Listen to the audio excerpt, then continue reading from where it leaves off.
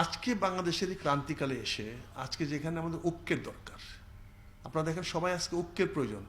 আপনি ফেসিবাদ বলেন বা যাই কিছু বলেন, ফেসিবাদদের বিরুদ্ধে রুখতে হলে তাদেরকে আবার ফেরত আসতে না দিতে হলে ফেসিবাদ বিরোধী শক্তি ঐক্যের প্রয়োজন। কিন্তু সেই ঐক্যের জায়গায় আপনি এসে হঠাৎ করে কি বলছেন, আপনি এতদিন পরে এসে একটা সিরিজ একটা মিটিং করতেছেন, সেই মিটিং প্রথম শুরু করলেন যে জামাত ইসলাম লক্ষ লক্ষ মা বোনকে ইজ্জত নষ্ট করেছে, লক্ষ লক্ষ মানুষকে মেরেছে। এটা তো কোনো স্ট্যাটিস্টিক্যাল ট্রুথ না, এটা তো একটা রিটোরিক।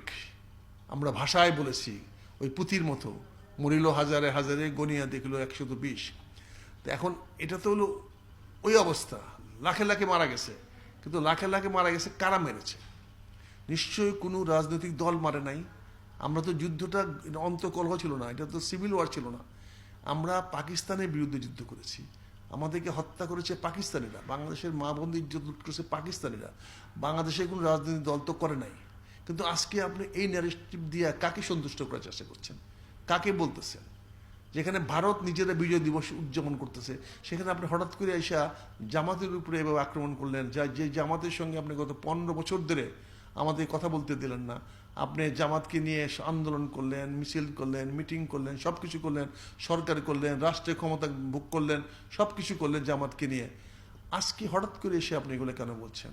এবং আমরা ইতিহাসের বাঁকে এসে মানুষ তো বিভ্রান্ত হয়ে যায়।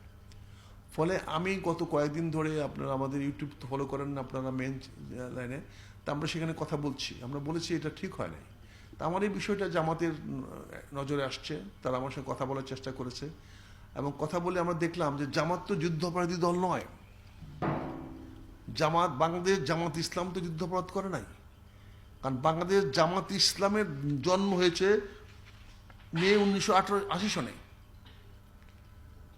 79-এ বিএনপির জন্ম হয়েছে, আর জামাত ইসলামের জন্ম হয়েছে মে 1980 সনে। কোনটা? বাংলাদেশ জামাত ইসলাম। তো সেই বাংলাদেশ জামাত ইসলাম তো স্বাধীনতা বিরোধী না। তার গঠনতন্ত্রে পরিষ্কার সে বলতেছে, যেহেতু বাংলাদেশের জনগণ ও মুক্তিযোদ্ধাদের বীরত্বপূর্ণ সংগ্রামের মধ্যে দিয়ে বাংলাদেশ বিশ্বের মানচিত্রে স্বাধীন সার্বভৌম জাতিরাষ্ট্রের মর্যাদা লাভ করিতেছে, সেহেতু এই সকল মৌলিক বিশ্বাস চেতনার ভিত্তিতে শোষণমুক্ত ন্যায় ও ইনসাফ ভিত্তিক সমাজ গঠনের মহান উদ্দেশ্যে বাংলাদেশ জামাতে ইসলামীর এই গঠনতন্ত্র প্রণীত ও প্রবর্তিত হইল। জামাত তো 71-এর ইসলামী বা ইস্ট পাকিস্তানের জামাত ইসলাম না, ইস্ট পাকিস্তানের জামাত ইসলাম না, বা বাংলাদেশের জামাত ইসলাম না, পাকিস্তানের জামাত ইসলাম না, এটা বাংলাদেশ জামাত ইসলাম, যেটা 1980 সনে যার জন্ম হয়েছে। এবং যারা মুক্তিযুদ্ধকে স্বীকার করে, যারা মনে করে যে বাংলাদেশের মুক্তিযুদ্ধের মাধ্যমে একটা জাতি রাষ্ট্র তৈরি হয়েছে, তো তারা তো স্বীকার করে। তাহলে আমরা কেন তাদের বিরুদ্ধে মিথ্যা অভিযোগগুলো আনতেছি? আজকে যারা জামাত করে তারা তো এই প্রজন্মের মানুষ, যারা জন্মগ্রহণ করেছে বাংলাদেশে। আপনি তো মুক্তিযুদ্ধ দেখেন নাই, তা আপনি গল্প পড়ে মুক্তিযুদ্ধ বললে তো হবে না। আমরা গল্প কে কতটুকু সত্য গল্প বলেছি, লক্ষ লক্ষ মানুষ কোথায় আমরা খুঁজে পাচ্ছি না। আজকে এই যে আওয়ামী লীগ 47,000 লোককে যে ভাতা দিয়ে গেল, এই লোকগুলো কোথায়? এই সার্টিফিকেট দিল, সার্টিফিকেট লোকগুলো কোথায়? এতগুলো লোক কোথায় আমরা পাচ্ছি? তো এই কথাগুলো আমরা এতদিন বলতে পারি নাই, কারণ আমার বিএনপিতে আলিমের মতো লোক এসে বিএনপিতে অংশগ্রহণ করছে, যে আলিমকে বলা হয়েছে জয়পুরহাটের কসাই আলিম, যে মানুষকে হত্যা করত, সে আলিমকে আমরা বিএনপিতে নিয়ে আসছি। আজকে আমি বলতেছি যে জামাত ইসলাম লক্ষ লক্ষ লোক মেরেছে। আমরা কি এই স্বাধীনতার বিরুদ্ধে নিয়ে রাজনীতি দল করি নাই? তাহলে আজকে আপনি এগুলো কেন বলছেন?